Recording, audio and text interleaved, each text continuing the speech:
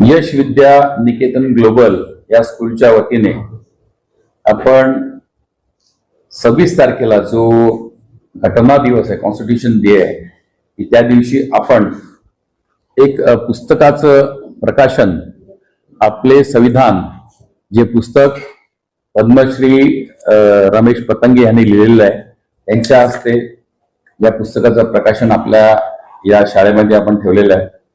आणि त्यासाठी प्रमुख पाहुणे म्हणून डॉक्टर संजय देशमुख, माजी कुलगुरू आहेत मुंबई विद्यापीठाचे, जिथे येणार आहेत. आपलेच एक मित्र सुरेश कामत, केंद्र घटनेवर अभ्यास आहे, जे स्वतः वकील आहेत, तेही इथे येणार आहेत.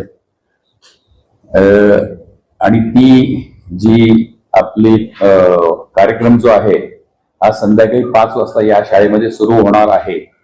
म्हणून आजच्या दिवशी तो जो कार्यक्रम जो आहे 26 तारखेचा, त्या कार्यक्रमाला चांगली प्रसिद्धी योग्य सर्व वर्तमानपत्र, त्यांचे प्रतिनिधी, न्यूज चॅनल यांचे प्रतिनिधी यांना आपण आज निमंत्रित केलेलं आहे. मगाशी मी म्हणाल त्याप्रमाणे या शाळेमध्ये ही जी शाळा जी आहे, सीबीएसई आणि आयसीआयसी बोर्डाची शाळा आहे, अशीच एक शाळा विरार ईस्टला आहे. तिकडे स्टेट बोर्ड आणि सीबीएसई चे अभ्यासक्रम आहेत. आणि या दोन्ही शाळांमध्ये आपण विद्यार्थ्यांना शालेय शिक्षणाच्या जोडीला इतर ऍक्टिव्हिटीज ज्या आहेत, कल्चरल ऍक्टिव्हिटीज आहेत, स्पोर्ट्स ऍक्टिव्हिटीज आहेत, ह्या आपण देतो. आणि ह्या जोडीला सिव्हिक सेन्स म्हणजे नागरिकांचे मूलभूत कर्तव्य काय, हेही शिकवण्याचा आपण प्रयत्न करतो.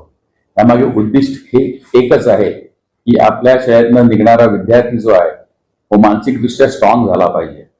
हल्ली मुलं ही खूप अभ्यासाच्या बोझानी किंवा त्यांच्याकडे ठेवण्यात येणाऱ्या अपेक्षांनी थोडीशी कुठेतरी मनाने कमजोर होतात. ती बुद्धीने हुशार असतात, मनाने कमजोर होतात आणि त्यांच्या आत्मा कुठेतरी म्हणजे आत्महत्येसारखी गोष्ट निर्माण आत्महत्या करण्याचा विचार त्यांच्या मनात येतो.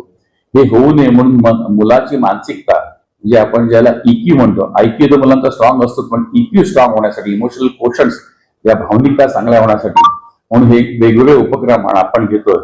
आणि त्यातलाच हा एक उपक्रम जो आहे की विद्यार्थ्यांना शालेय शिक्षणाच्या जोडीला आपण आपल्या देशामधल्या ज्या ऍक्टिव्हिटीज आहेत, घटना ज्या आहेत, ह्या आपण कशा करत असतो, देश कसा चालवत असतो, हे कोणामुळे चालवत असतो, हे मुलांना कळावं.